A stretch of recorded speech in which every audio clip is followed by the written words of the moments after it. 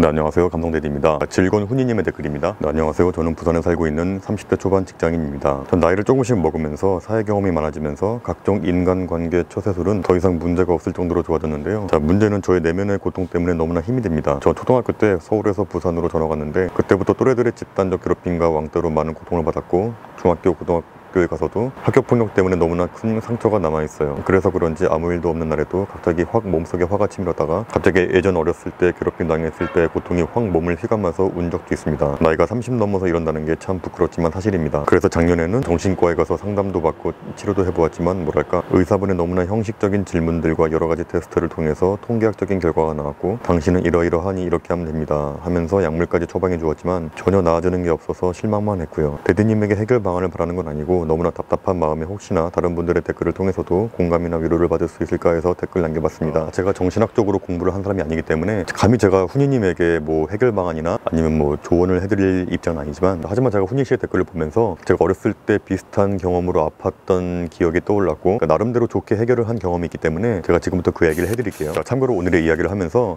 이 위대한 시크릿 책을 중간중간 인용하면서 이야기할게요. 자, 이 책은 여러분들께서 잘 아시는 제가 예전에 한번 영상에서 만들어봤던 시크릿의 저자가 15년 만에 만든 신작입니다. 제가 왜 이 책을 훈이 씨에게 추천하는지는 제가 이야기를 하면서 말씀을 드릴게요. 저는 초등학교 때 3번 전학 간 적이 있어요. 어렸을 때 전학을 해보신 분들은 공감하시겠지만 처음 전학 가게 되면은 친한 친구들이 없기 때문에 살짝 성격이 약간 위축되거든요. 저도 그런 애 중에 한 명이었는데 제가 점심시간에 그 테니스 공을 들고 벽에 튀기면서 이렇게 놀고 있었어요, 혼자. 근데 갑자기 저쪽에서 그 우리 학교에 테니스부 형들이 있었는데 테니스부 형들이 저한테 오더니 야, 공 내놔, 너 우리 거 훔쳤지? 그러는 거예요. 근데 그 테니스 공 우리 아버지가 사주신 거거든요. 그래서 제가 아니에요, 제 거예요 막 그랬어요. 근데도 욕을 하고 머리 때리면서 제가 너무 화가 나서 막 따라갔거든요, 형들한테 달라고. 근데 그 형들 4명이서 저를 집단으로 구타를 했어요. 그래서 막 울다가 이거는 테니스부 코치에게 이야기를 하면 돌려받을 수 있겠다 싶어서 테니스부에 가서 코치 선생님께 이야기를 했어요. 근데 그 양반이 제 이야기를 듣더니 저의 멱살을 잡으면서 제 따귀를 팍 때리는 겁니다. 이렇게 맞으면서 제가 맞고 날아갔어요. 날아갔는데 이렇게 누워있는데 달려와서 제 발을 발로 막 뻥 차는 겁니다. 이렇게 제가 이렇게 넘어져 있는데 제 머리채를 이렇게 잡고 끌더니 야, 이 도둑놈은 죽고 싶어 환장했냐고, 깜빵 가고 싶냐고 막 저한테 쌍욕하는 거예요. 전 너무 아파서 배로 이렇게 움츠리고 누워있다가 거기에 더 있다가는 맞아 죽을 것 같아가지고 몸을 비틀비틀거리면서 이렇게 겨우겨우 나왔어요. 죽기 싫어가지고. 그리고 수도가에 가가지고 물 틀고 엉엉 울었어요. 이렇게 울면서. 그러니까 아파서 운 것도 있는데 더 울었던 이유는 아버지가 사준 공을 지키지 못했고 제가 도둑놈 취급받았고 아프고 서럽고 억울하고 그런 상황에서 내가 아무것도 할 수 없다는 그런 무력감, 패배감, 너무 억울하고 서럽고 가뜩이나 전학 온 지 얼마 안 돼서 친한 애가 없으니까 더 서럽고 그래서 그 다음 수업 시간에 이렇게 멍 때리고 있었어요. 혼자 멍 때리고 있었는데 담임이 저한테 뭐 책 읽기를 시켰는데 배도 아프고 정신이 없다 보니까 책을 이렇게 읽다 말다 이렇게 어영부영 읽었어요. 그러니까 담임이 저한테 야, 너 나한테 개기냐 이러면서 나와보라고 저를 끌고 나와서 너 왜 책 똑바로 안 읽어 이러는 거예요. 제가 이렇게 말을 어버버거리고 있으니까 출석부로 제 얼굴을 뻥 때려서 맞고 날아가면서 코피가 터졌어요. 이렇게. 자, 그러니까 그날 테니스부 형들에게 구타당하고 테니스부 코치에게 맞고 담임에게 맞고 총 3번 폭행 당한 거예요, 하루에. 자, 원래 전학 가기 전에 제 성격은 되게 밝고 명랑하고 친구들하고 잘 지내는 되게 밝은 아이였는데 그날 이후로 저는 되게 과묵하고 시니컬하고 약간 까칠한 애가 되어버렸어요. 자, 아무튼 그 일이 있고 나서 저에게 2가지 장애가 생겼습니다. 하나는 말을 좀 더듬는 언어 장애가 생기고 두 번째는 제가 목을 이렇게 뭘 흔드는 이렇게 틱장애가 생겨버렸어요. 나중에 성인 돼서 정신과 의사에게 물어보니까 그런 장애가 그 유년 시절에 좀 심한 충격을 받으면은 일시적으로 그런 장애가 생긴대요. 이 2가지 장애는 제가 20대 중반부터 거의 나아졌는데 어떻게 고치게 됐는지는 제가 이 영상 끄트머리쯤에 한번 이야기해 드릴게요. 자, 그렇게 초등학교 졸업할 때까지 친한 친구 1명, 2명 빼고는 말을 안 섞을 정도로 굉장히 까칠하게 좀 지냈었어요. 그러니까 같은 반 친구들에게까지 그 마음의 문이 닫혀버린 거죠. 왜냐하면 그 학교 자체가 싫었으니까. 자, 그리고 이 마음 한가운데는 내가 나중에 커서 그 테니스부 형들, 테니스부 코치, 담임 내 손으로 죽여버린다. 그러니까 항상 제가 잠들기 전에 생각했어요. 제가 몸이 커져서 세지면서 그놈들을 다 때려잡는 거. 또 그렇게 생각하면서도 그날 제가 구타당했던 기억이 선명하게 기억이 나니까 너무 괴롭고 막 그러는 거예요. 근데 시간이 약이라고 제가 중학교로 가니까 그런 증상들이 조금씩 좋아지기 시작했어요. 그러니까 학교가 바뀌니까 마음이 편해져서 그런 건지 자, 이렇게 친구에 관한 것들은 예전처럼 돌아갔는데 문제는 그 당시에 제가 구타를 당한 기억이 무의식적에 남아있으니까 엄청 욱하고 과격한 아이가 되어버렸어요. 제가 먼저 누구를 때리거나 괴롭히는 건 없었는데 근데 나도 모르게 학교에서건 길거리에서건 조금이라도 나를 우습게 보거나 약간 업신여기는 느낌이 들면은 나도 모르게 달려드는 거예요. 이렇게 특히 나보다 형이거나 좀 나이가 있는 어른들이 나한테 그러면은 더 폭발하게 되는 거죠. 제가 중2 때 키가 지금 키예요. 그리고 저희 아버지께서는 인천고 검도부 주장 출신이신데 그 아버지의 인천고 후배분이 운영하는 검도관에 가서 검도 배우고 검도 끝나고 나서 또 헬스클럽 가서 운동하고, 그러니까 저희 무의식 속에 저도 모르게 빨리 강해져야 한다는 그런 압박감이 있었던 거죠. 자, 그렇게 몸도 커지고 힘이 세지니까 학교에 있는 선생들도 우습게 보이는 거예요. 이제 맨날 말대꾸하고 좀만 뭐라 그러면 A씨 하고 문 쾅 닫고 나가버리고. 자, 급기야 저희 어머니께서 학교에 불려가신 적이 있어요. 평균가 너무 폭력적이고 과격하다. 자, 그래서 그때 어머니랑 같이 문제 청소년들 상담하는 곳에 가서 상담도 받고 이제 심리치료하면서 많이 좋아졌는데, 자, 근데도 이 욱하는 게 없어지지 않아서 고등학교 때 저한테 시비 걸던 그 인천 항공고등학교 애를 심하게 때려서 경찰서에 불려간 적이 있어요. 불려가서 이제 조사받고 부모님도 돈 많이 깨지시고. 자, 그날 이후로 이렇게 물리적인 싸움은 전혀 하지 않았어요. 왜냐면은 제가 싸우게 되면은 부모님께서 피해를 보니까 이제 무슨 일이 있더라도 항상 꾹꾹 화를 참고 살았죠. 근데 성인 되고 나서도 군대 가고 나서 미국 가고 나서도 이렇게 주먹질 싸움은 안 했지만 이 화가 났을 때 폭발하는 그 성격이 계속 있어가지고 좀 문제가 많이 있었어요. 자, 만약에 제 타고난 성격이 호전적이라서 한번 폭발하고 나면은 좀 마음이 좀 개운해진다든가 시원해지면 모르겠는데, 폭발하고 나서는 또다시 괴로워지는 거죠, 마음이. 그러니까 제가 이런 감정의 고통을 정말 우연한 기회에 치료한 경험이 있는데 제가 지금부터 그 이야기를 해드릴게요. 제가 20대 중반에 미국 LA에 있었는데 그 당시에 미국에서 유행했던 게 뭐냐면, 자, 이 젠이라고 있습니다.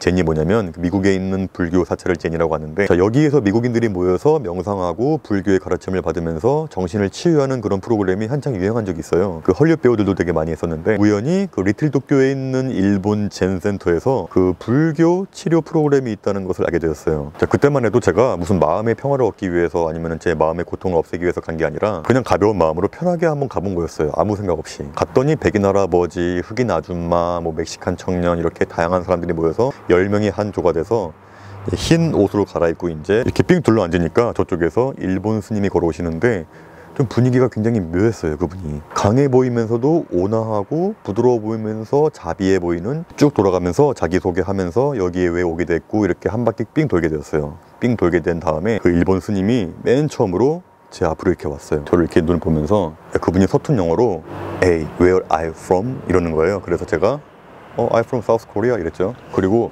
하더니 Hey, what's your name? 이러는 거예요. 그래서 My name is Dennis Song 이렇게 얘기했죠. 그랬더니 고개를 No. That's your daddy's name. What's your real name? 그러니까 사람들은 다 저를 보고 있고 저는 그 말 듣고 내 리얼 네임? 내 진짜 이름? My name is 현규성. No.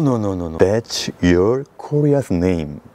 What's your real name? 제가 무슨 말을 해야 할지 몰라서 이렇게 이러고 있으니까 굉장히 인자하게 웃으시더니 그러면 다른 질문 할게요. Who are you? 이러는 거예요. Who are you? 내가 누구냐고? 내가 누구지? 어떻게 이야기되지? 뭐야? 뭐 어떻게 하라는 거야? 자, 근데 그 스님이 제 눈을 이렇게 보더니 당신의 눈은 정말 아름답다. 그리고 handsome, 잘생겼다는 거예요. 그래서 handsome? 이렇게 기분 좋아서 웃고 있었는데 그 다음에 하는 얘기가 되게 저에게 충격이었어요. But you are too angry. What happened to you in the past? 근데 제가 그 질문 받자마자 눈물이 막 나는 거예요. 이렇게 눈물이, 나도 모르게. 자, 왜냐면 그때 그 기억들은 제가 아무에게도 자세히 얘기한 적이 없어요. 너무 괴롭고 고통스러운 기억이라서. 그러니까 평생 살면서 의도적으로 꾹꾹 눌러왔던 그런 기억인데, 근데 처음 보는 일본이라는 나라의 스님이 저한테 얘기하면서 제 기억을 끄집어내니까 그러니까 사람들이 다 놀랐어요. 제가 우니까. 근데 그 스님만 제 눈을 보더니 모든 걸 알고 있다는 표정으로 옛날에 무슨 일이 있었는지 얘기해 줄 수 있겠냐 해서 제가 이제 사람들 앞에서 얘기를 했어요. 천천히. 그러니까 거의 15년 만에 내가 내 입으로 그때 당시의 일을 자세하게, 그 처음 보는 미국 사람들 앞에서 자세히 얘기했던 거예요, 제가. 근데 제가 말하면서도 몸이 부르르 떨리더라고요. 이렇게 몸이 떨리면서 주먹이 막 이러니까 어떤 흑인 아줌마가 오더니 제 어깨를 막 이렇게 해줬어요. 안아주고 그 같이 있던 사람들도 막 안아주고 그랬어요, 저를.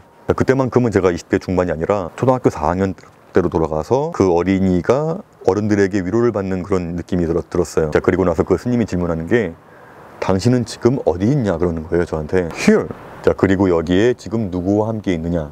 당신과 여기 있는 모든 사람들. Yes. 당신은 지금 여기 이 공간에 이 사람들과 함께 여기 같이 지금 여기에 있다. Now, 지금. 그러니까 세상에 존재하는 건 오직 지금밖에 없다. 지금 여기 우리들과 함께 있는 이 시간만이 존재할 뿐이다. 과거와 미래는 존재하는 게 아니다. 그렇게 얘기하더라고요. 지금 당신의 몸을 보래요. 봤더니 이거는 고기 덩어리일 뿐이다. 이거는 고기 덩어리이지 당신이 아니다. 당신의 에너지는 이 고기 덩어리가 죽은 다음에 다른 행성에 갔다가 다른 우주에 갔다가 계속 영원히 에너지가 살아있을 것이다.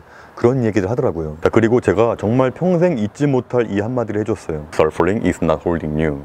You are holding suffering. 그러니까 고통스러운 기억은 버스와 같다. 당신은 그냥 버스 역이 돼가지고 지나가는 버스를 그냥 보기만 해라. 그냥 보내버려라. 자, 그런 식으로 거기 모인 사람들 다 한 명씩 얘기하면서 자기 아픈 과거 이야기하면서 그 과거들을 종이에 적어서 불로 태우고 없애버리는 그런 의식도 했었어요. 정말 신기하게 그날 이후로 그 마음속에 있던 고통들이 되게 좋아졌어요. 좋아지고 제가 이렇게 머리를 흔드는 틱장에도 거의 없어졌어요. 신기하게도. 제가 예전에 시크릿 책을 통해서 느낀 점과 그 경험담을 이야기한 영상이 있는데요. 자, 그 영상을 보신 출판사 관계자분들께서 저에게 시크릿 책들을 많이 보내줬어요. 그러니까 영상에서 얼마든지 인용해도 되니까 한번 읽어보시라고. 머니 시크릿, 러브 시크릿, 백만장자 시크릿, 데일리 시크릿 티칭 뭐 이런 것들이 있었는데, 자, 그 중에서 오늘의 주제와 가장 적합한 책이 바로 이 위대한 시크릿 책인데요. 그러니까 예전의 시크릿 책들은 주로 돈에 관한 이야기나 뭐 미래에 대한 자기개발 책이었는데, 자, 이 위대한 시크릿 책은요, 정신적인 문제들, 그러니까 인간의 내면에 있는 문제들을 극복하는 굉장히 불교적인 철학이 많이 들어가 있는 그런 책입니다. 자, 왜냐면 제가 아까 이야기드린 그 리틀 도쿄에서 만난 일본 스님을 통해서 마음을 치유했던 경험이 신기하게 이 책에 거의 비슷한 내용들이 많이 있어요. 자, 이 책의 핵심 내용을 제가 초등학교 4학년 때 받았던 그 상처에 대입해서 하나씩 말씀을 해드릴게요. 이 위대한 시크릿 책의 가장 중요한 핵심 키워드는 한마디예요.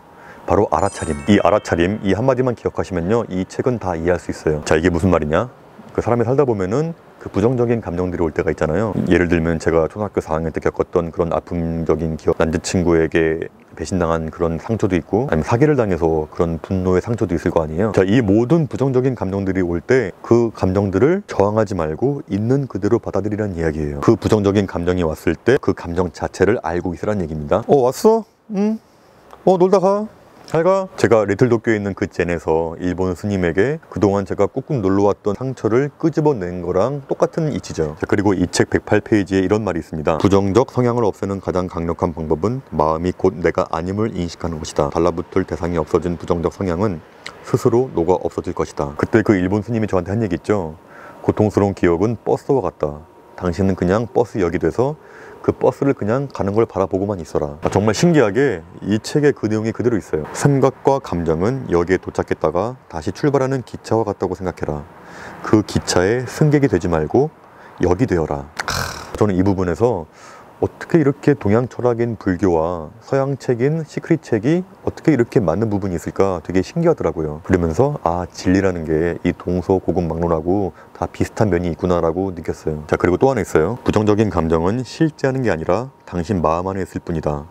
결코 그 감정과 당신을 동일시하지 마라. 그 감정은 나와 아무런 상관이 없다. 고통스러운 감정이 있다면 그것을 그저 가만히 내버려둬라. 곧 지나갈 것이다. 모든 것은 지나간다. 모든 것은. 이 말도 역시 그때 그 일본 스님이 말한 것과 뜻이 통합니다. 그러니까 세상에 존재하는 건 오직 지금, 여기에 우리들과 같이 있는 지금 이 순간만이 존재한다. 자, 그러니까 부정적인 생각이 오면은 저항하지 말란 뜻이에요. 사람과 사람이 이렇게 밀다 보면은 이 저항력이 생기기 때문에 밀리지도 않고 힘들잖아요. 근데 이걸 놔버리면은 어떻게 돼요? 그 사람은 나가 떨어지게 되죠. 자, 이 책에는 이렇게 저나 훈이 씨처럼 과거의 아픈 기억 때문에 세월이 많이 흘러도 여전히 고통받는 분들에게, 그러니까 스스로 언제나 알아차림의 상태에 머물 수 있는 방법을 구체적으로 제시해 줍니다. 제가 그 일본 스님을 만난 지가 15년이 지나갔는데 지금 40돌이 되어서 이 위대한 시크릿 책을 통해서 조금 더 구체적으로, 좀 더 체계적인 이야기로 머릿속에 정리가 되어서 전 정말 너무 좋았어요. 지금 영상 보고 계시는 분들 중에서 저나 훈이 씨처럼 그런 부정적인 과거의 기억 때문에 힘들어하시는 분이 있다면 꼭 한번 읽어보세요. 너무 좋아요. 감사합니다.